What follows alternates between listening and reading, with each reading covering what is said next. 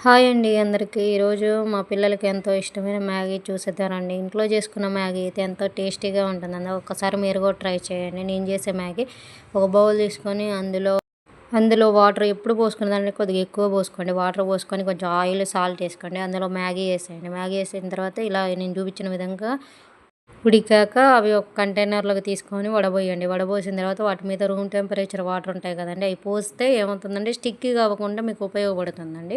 పోసిన తర్వాత అవి పక్కకు ఉంచుకొని ఒక ప్యాన్ తీసుకొని అందులో ఒక 2 టేబుల్ స్పూన్ల ఆయిల్ వేసుకోండి. వేసుకున్న తర్వాత నేను కొంచెం జీలకర్ర వేసుకున్నానండి.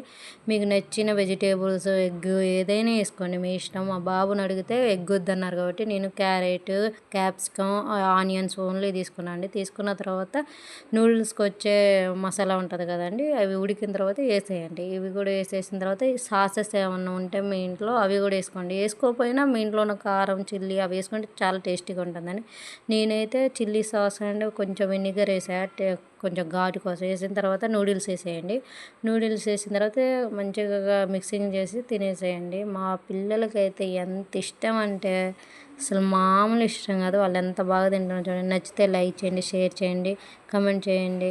నా ఛానల్ ఫాలో అవ్వండి. బాయ్ అండి.